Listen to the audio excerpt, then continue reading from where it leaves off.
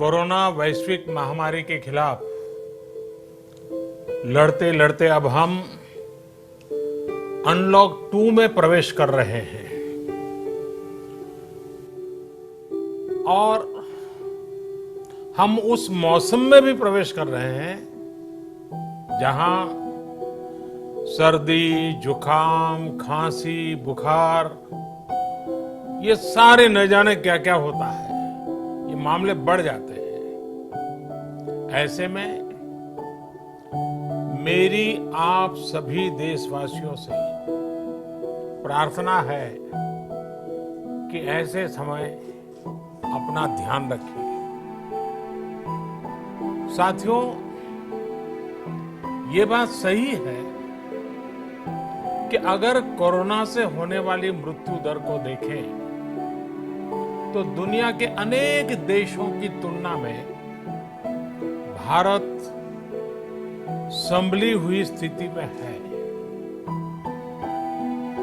समय पर किए गए लॉकडाउन और अन्य फैसलों ने भारत में लाखों लोगों का जीवन बचाया है, लेकिन हम ये भी देख रहे हैं कि जब से देश में अनलॉक 1 हुआ है,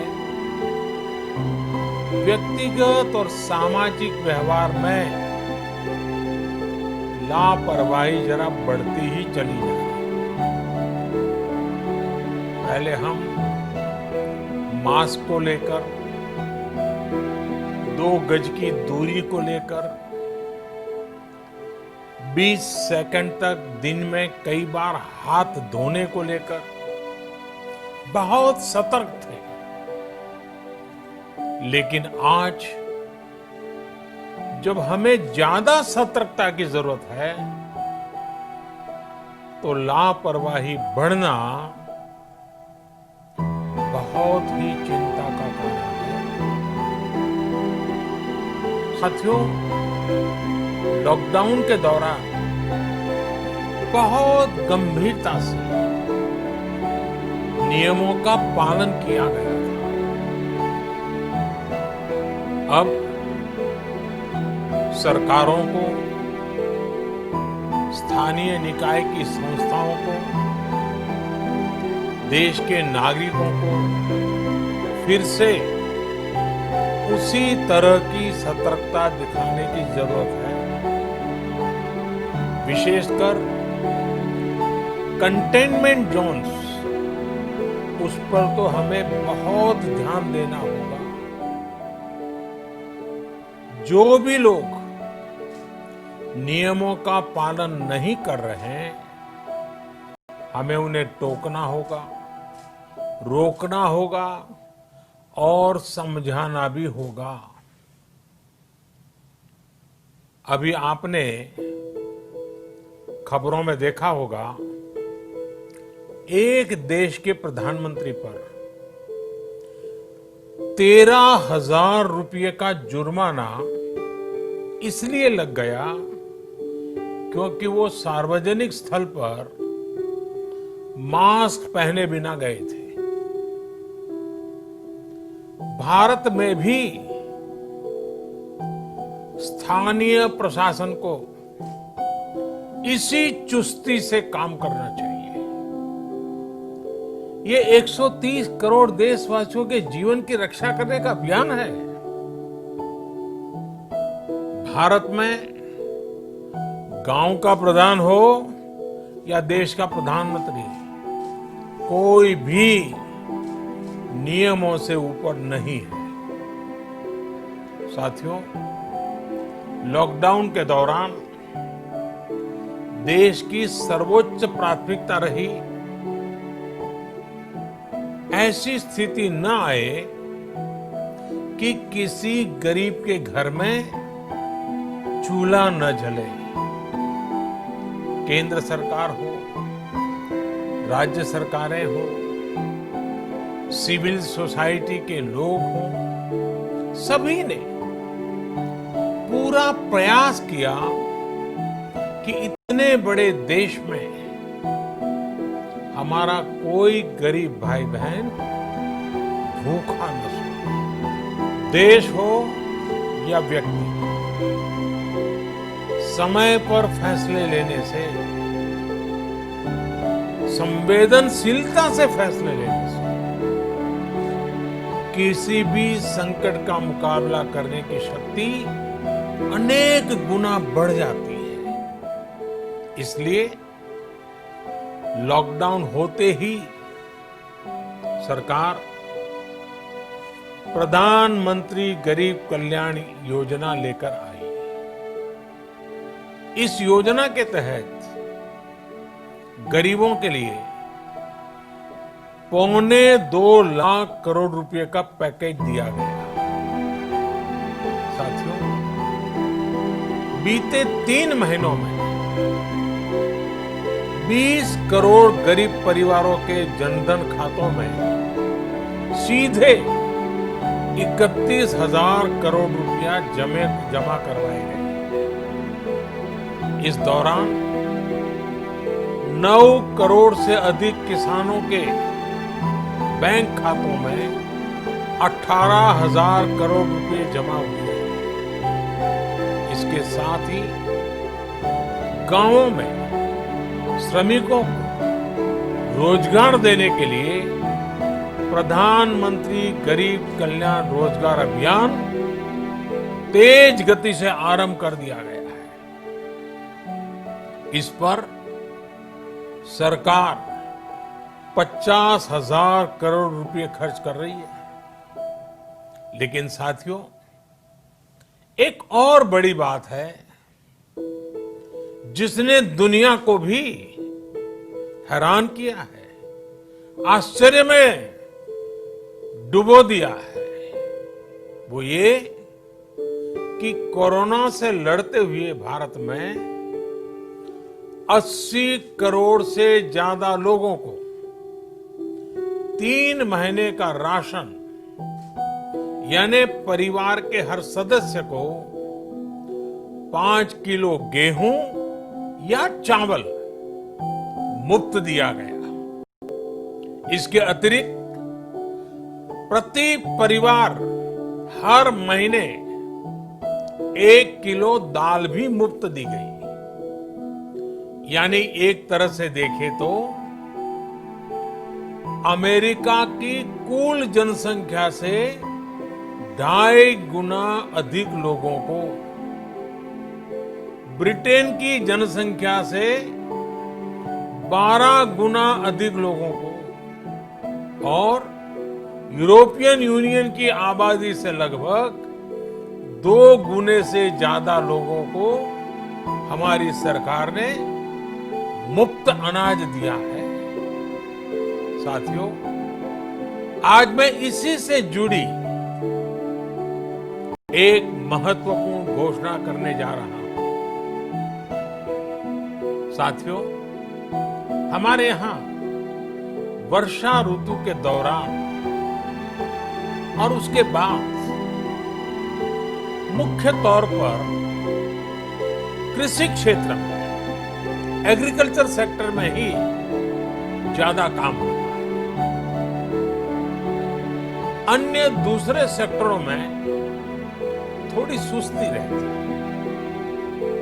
जुलाई से धीरे धीरे त्योहारों का भी माहौल बनने लगता है।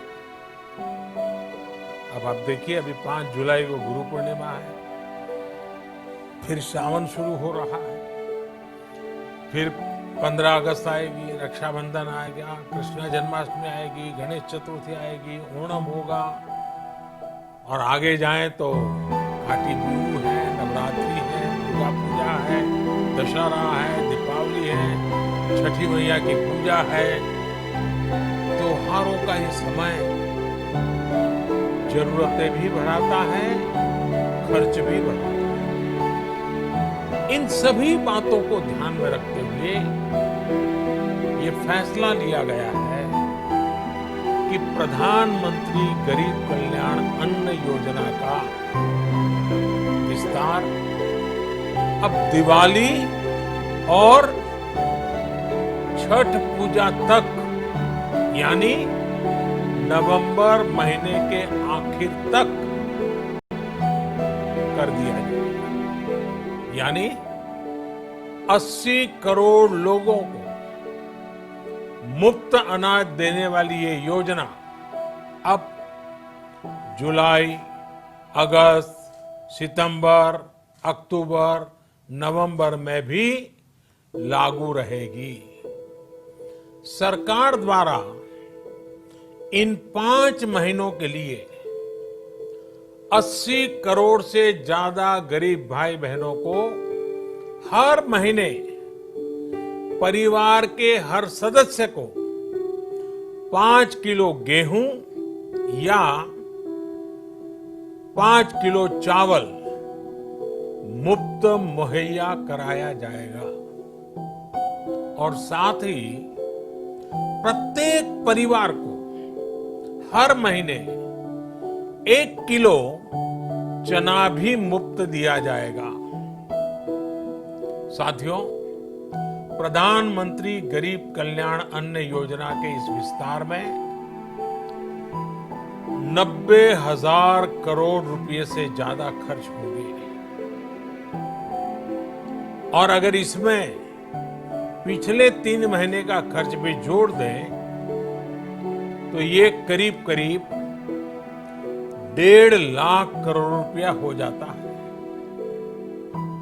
अब पूरे भारत के लिए हमने एक सपना देखा है। कई राज्यों ने तो बहुत अच्छा काम भी किया है। बाकी राज्यों पर भी हम आग्रह कर रहे हैं कि इसको काम को आगे बढ़ाएं। और काम क्या है? अब पूरे भारत के लिए एक राशन कार्ड की व्यवस्था भी हो रही है। यानी एक राष्ट्र एक ration card, 1 nation 1 ration card. इसका सबसे बड़ा लाभ उन गरीब साथियों को मिलेगा जो रोजगार या दूसरी आवश्यकताओं के लिए अपना गांव छोड़ करके कहीं और जाते हैं, किसी और राज्य में जाते हैं।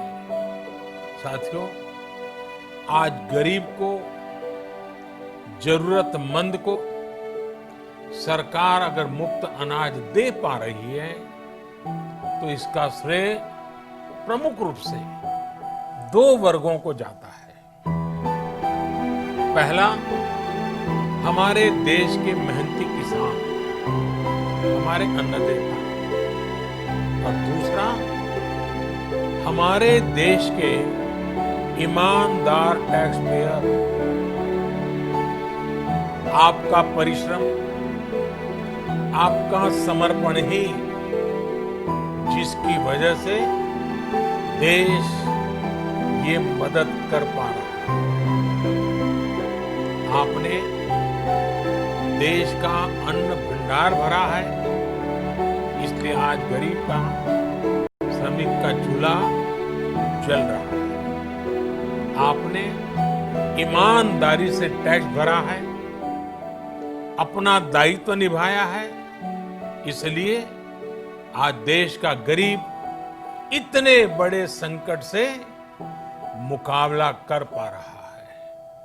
मैं आज हर गरीब के साथ ही देश के हर किसान, हर टैक्स पेयर का हृदय से बहुत बहुत अभिनंदन करता हूं, उन्हें नमन करता हूं। साथियों, आने वाले समय में हम अपने प्रयासों को और तेज करेंगे। हम गरीब, पीड़ित, शोषित, वंचित हर किसी को सशक्त करने के लिए निरंतर काम करेंगे।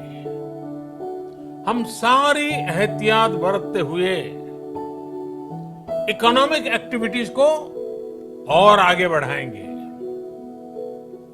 हम आत्मनिर्भर भारत के लिए दिन रात एक करेंगे। हम सब लोकल के लिए वोकल होंगे। इसी संकल्प के साथ हम 130 करोड़ देशवासियों को मिलजुल करके संकल्प के साथ काम भी करना है, आगे भी बढ़ना है। फिर से एक बार मैं आप सबसे प्रार्थना करता हूं, आपके लिए भी प्रार्थना करता हूं, आपसे आग्रह भी करता हूं, आप सभी स्वस्थ रहिए, 2 गज की दूरी का पालन करते रहिए, गमछा, फेस कवर, मास्क ये हमेशा उपयोग कीजिए, कोई लापरवाही मत बरतिए।